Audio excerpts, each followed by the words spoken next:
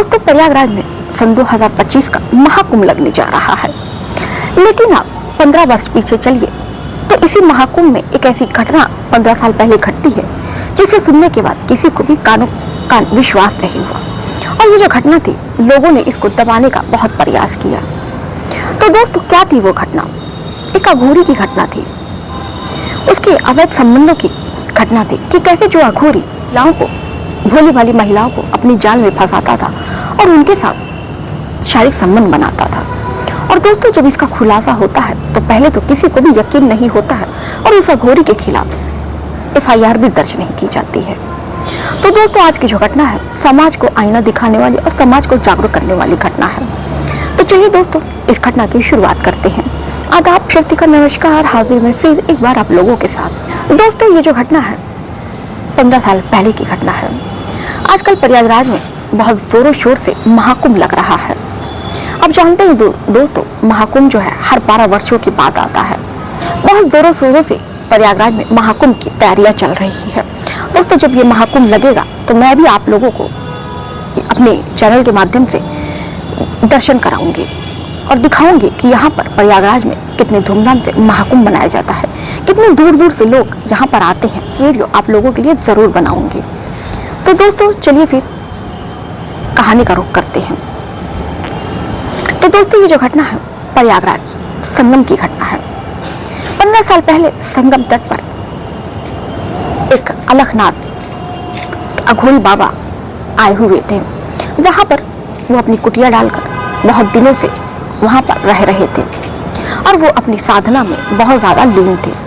अलखनाथ जो थे, सुबह उठते 5 बजे और सुबह उठकर वो पूजा पाठ में लग जाते और उसके बाद से वो घंटों घंटों नदी में स्नान करते और नदी स्नान में वो पूजा करते।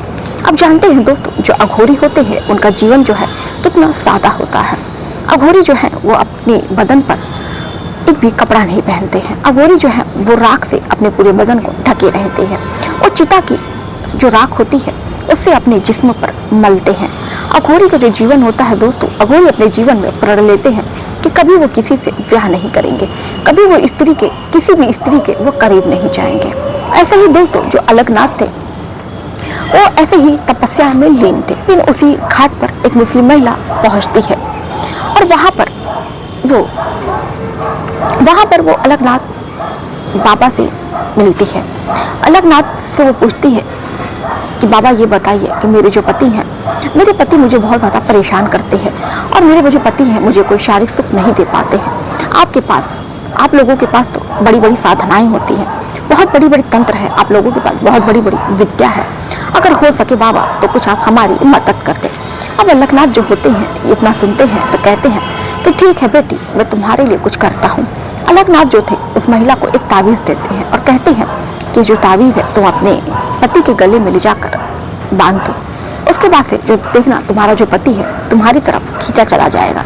बाद से यहीं से वो जो मुस्लिम महिला थी और बाबा अलखनाथ जो थे, अघोरी थे, यहीं से दोनों लोगों की मिलने की, बातचीत करने की शुरुआत होती है। उसके बाद से ये जो महिला है वो किसी न किसी बहाने बाबा अलखनाथ के पास जाती और कोई ना कोई बात पूछती, कोई ना कोई सुझाव लेती।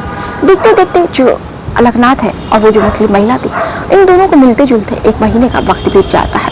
अब ये जो मुस्लिम महिला थी देखते देखते उस अघोरी बाबा को दिल दे बैठती है और उसके बाद से अघोरी बाबा से कहती है कि अघोरी बाबा, मैं चाहती हूँ कि अब मैं अपने पति को छोड़ दूँ।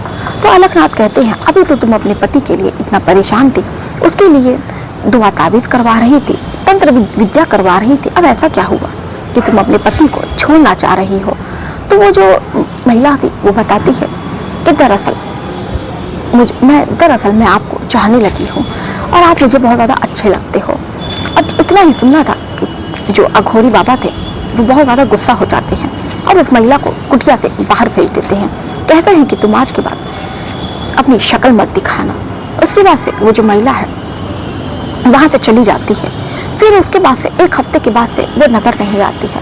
अब इधर अलखनाथ भी कहीं ना कहीं बेचैन हो रहे थे कि वो जो महिला है शायद उनसे गलती हो गई, महिला को इस तरह डांटना नहीं चाहिए था।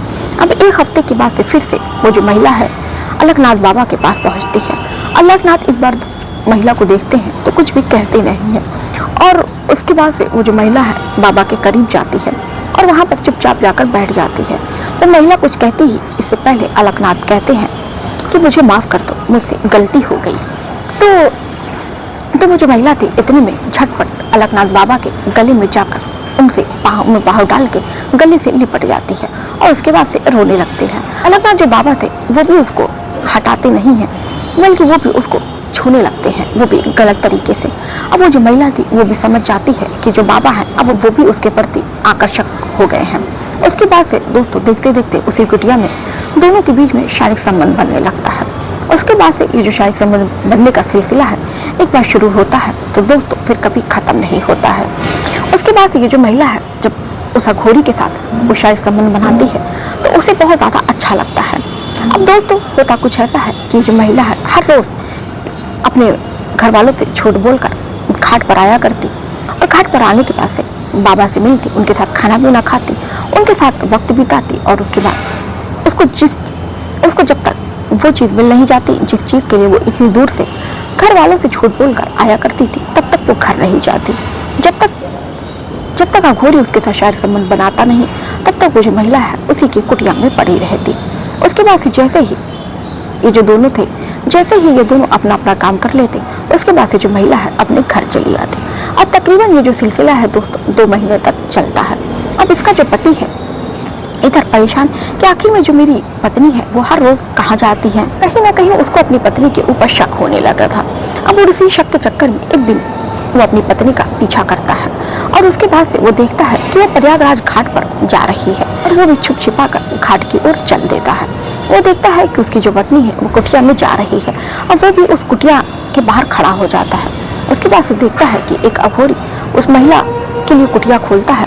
जैसे ही वो महिला कुटिया के अंदर जाती है वो कुटिया को अपनी बंद कर लेता है और उसके बाद से दोस्तों वो होता है जो उसके पति ने आज तक सोचा नहीं था। पति था उसी कुटिया से देखने की कोशिश करता है झांक कर, तो अंदर का जो नज़ारा था वो देखकर हैरान और परेशान हो जाता है।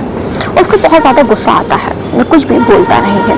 अब उसके बाद से जैसे ही उसकी पत्नी जो है अघोरी के साथ शारीरिक संबंध बनाकर बाहर निकलती है और अपने घर जाती है तो जो उसका पति है उसके आने का इंतज़ार कर रहा था और उसके बाद से उसका जो पति है उसको खाने के लिए खीर देता है और इसी खीर में दोस्तों वो अपनी पत्नी को जहर मिलाकर दे देता है। उसके बाद से उसकी जो पत्नी है खीर खाते ही तड़फड़ाने लगती है। उसके बाद से वो अपने पति से पूछती है कि तुमने खीर में क्या मिलाया, तो उसका पति जो कहता है तुम्हारी जैसी औरतों को अधिकार नहीं है जो अपने पति के पीठ पीछे रंगरलिया मनाए, वो भी किसी अघोरी के साथ इतना गलत काम करे, तो तुम्हारी जैसी औरतों को जीने का कोई अधिकार नहीं है। उसके बाद से दोस्तों देखते ही देखते वो उसी के सामने अपना दम तोड़ देती है। तो दोस्तों उसके बाद से बड़ी ही चालाकी से जो उसका पति था उसको कफन दफन भी कर देता है। लेकिन दोस्तों ये जो बात है धीरे धीरे गांव में फैल जाती है।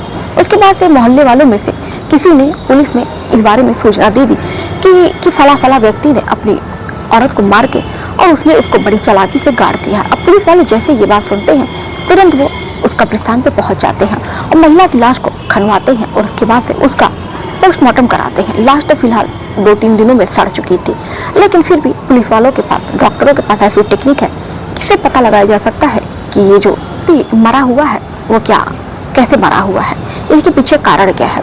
उसके बाद से पता चलता है कि इसको जहर दिया गया है और उसके बाद से उसके पति को गिरफ्तार करके थाने लाती है और थाने में उससे जब वो वजह पूछती है तो जो उसका पति है वो सब कुछ अपने पति की सारी सच्चाई वो बता देता है।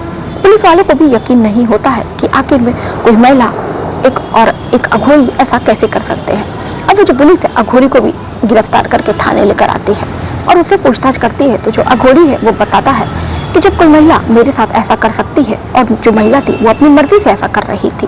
उसके बाद से दोस्तों अघोरी से और पूछताछ की जाती है तो खुलासा होता है कि अघोरी ने बल्कि एक महिला के साथ नहीं बल्कि उसका न जाने कितनी महिलाओं के साथ शारीरिक संबंध रहा है। तो दोस्तों ये थी आज की घटना। इस घटना पर आपकी जो भी राय होगी कमेंट में करके अपनी राय जरूर बताइएगा।